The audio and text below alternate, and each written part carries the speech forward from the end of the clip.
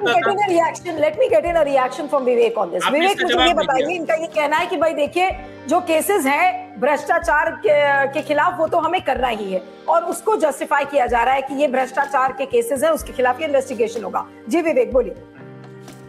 इस बात पर कई बार बहस हो चुकी है और इसमें कोई दो राय नहीं कि अगर किसी ने भ्रष्टाचार किया है तो उसके खिलाफ कार्रवाई होनी चाहिए। लेकिन बीजेपी का जो रवैया है वो इतना गलत है कि जो भ्रष्टाचार करेगा और हमारे साथ आएगा उसकी भ्रष्टाचार की केसेस बंद की जाएगी। मैं आपको लेटेस्ट उदाहरण देता हूँ महाराष्ट्र से। महाराष्ट्र में शिवसेना जो ओरिजिनल शिवसेना है उद्धव ठाकरे वाली, उसके जो सबसे वरिष्ठ नेता है सुभाष देसाई, जो बाला साहेब ठाकरे के जमाने से शिवसेना में है, उनके बेटे भूषण देसाई, उनके ऊपर इन्होंने तरह तरह के आरोप लगाए। जब MIDC के जमीनों का उन्होंने घोटाला किया, इस तरह के आरोप लगाए। और जो फॉक्सकॉम का जो स्कैम हुआ था, जो महाराष्ट्र से गुजरात में चली गई थी, उसके सिलसिले में भी भूषण देसाई के ऊपर उंगली उठाते रहे कि भाई वो जमीन जो उनको दिए जाने वाली थी, उस जमीन का घोटाला भी इन्होंने किया है। इस तरह की बातें जिस भूषण देसाई के बारे में इन्होंने की, वो आज उनकी जो अलायंस पार्टनर है शिंदे गुट, उसमें वो कल शामिल हो गए भूषण देसाई।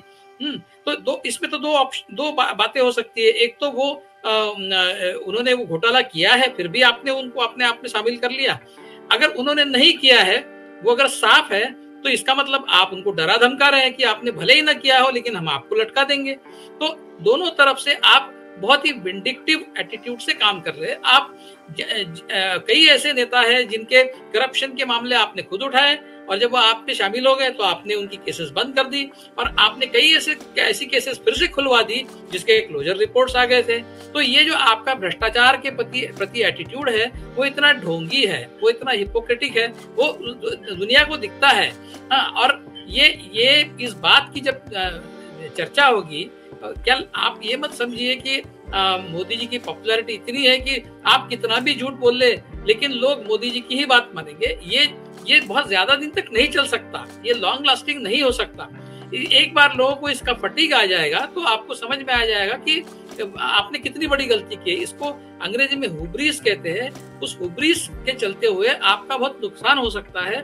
ये बीजेपी को अभी समझ में नहीं आ रहा है, लेकिन वो अपनी मस्ती में चल रहा है कि हाथी जाते हैं बाजार, कुत्ते भौंकते हजार, इस तरह की बातें करते हैं इनके लोग। लेकिन कहीं अगर ये सारे कुत्ते अटैक दे तो हाथी को मुश्किल हो सकती है। अगर आप इनको कुत्ते कह रहे हैं और आपको रोकोगी।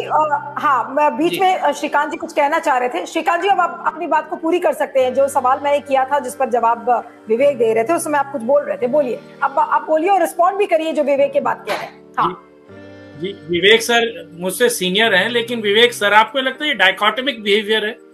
आपको ये लगता है कि आप पिकर एंड चूजर हो रहे हैं? आप कांग्रेस और तमाम विपक्षी पार्टियों के भ्रष्टाचार पर आपने एक सेंटेंस नहीं बोला, एक लाइन नहीं बोला। जो कोर्ट में मामले लंबित है, कोर्ट में मामले चल रहे हैं, आप उन लोगों के बारे में बोल रहे हैं जो बीजेपी से साठगांठ कर रहे हैं। तो ये दर्शक ही समझते हैं, ये जो दर्शक समझते हैं, मैं बस उनको याद दिला रहा हूँ कि विवेक सर क्या कह रहे हैं। बस मेरा काम हो गया, मुझे जो कहना था मैं कह चुका हूँ। प्लीज। लेकिन मुझे ये बताइए कि कुमार जी, मेरा जो सवाल है अब आपसे वो यही है कि बैठे बिठाए आपको नहीं लग रहा है कि बीजेपी ने गलती की है? और उस गलती को मैं अगर दूसरी तरीके से देखूं तो जो अभी तक ये बातें कही जा रही थी कि कांग्रेस देखिए पार्टीज को एकजुट नहीं कर पा रही है, आज खरगे जी की अगुवाई में आज एक तरीके से लोग ये कह रहे हैं कि खरगे जी ने तो एक मास्टर स्ट्रोक खेल दिया है। ठीक है, वो बात जो विवेक ने कही कि आप इस मोमेंटम को आपको सस्टेन करना पड़ेगा, मैं ये नहीं कह रही हूँ कि मोमेंटम नहीं सस्टेन करेंगे और फिर चुपचाप ऑपोजिशन पार्टीज बैठी रहेंगी तो वो यूनिटी संभव है। लेकिन आज एक तरीके से खरगे जी ने इस मास्टर स्ट्रोक को खेल दिया है और वो मौका आप नहीं दिया है सारी विपक्षी दलों को। मुझे लगता है कि इसमें मास्टर स्ट्रोक जैसा कुछ दिखता नहीं है। खड़गे जी बेचारे, जिनको छाता नहीं मिलता, 80 साल के व्यक्ति खड़े रहते हैं, और सोनिया गांधी को छाता मिलता है। उनकी राजनीतिक हैसियत और बेचारे, क्या मैं उन पर नहीं कहना चाहता, एक वरिष्ठ व्यक्ति हैं, वृद्ध हैं, और हम लोग ऐसे वृद्ध लोगों का अपमान नहीं करते, उनके बारे में कुछ नहीं। लेकिन दूसरी चीज, क्या आपको ये लगता कि संवैधानिक संस्थाओं को अपना काम करना चाहिए? मैं सारे मामले को इस तक ला रहा हूं, अगर इसका परिणाम ये होता है कि तमाम विपक्षी दल एक हो जाए तो ऐसे परिणाम को सर माथे पे लेना चाहिए।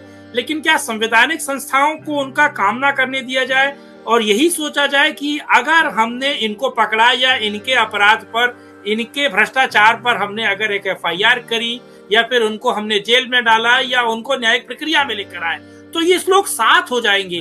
तो अगर ये सोच रखकर कोई व्यक्ति पॉलिटिक्स करता है तो मुझे उसकी राजनीति पे घिन आती है। और अगर बीजेपी या नरेंद्र मोदी इन सारे दूरगामी परिणामों को साइडलाइन रखकर अगर उनके दिमाग में ये है कि सब भ्रष्टाचारी जेल में जाना चाहिए तो इसके साथ जनता खड़ी होती है। आप मेरी बात को आज माखौल में उड़ा सकती हैं, लेकिन क्या जनता के सामने सीधे नोटिस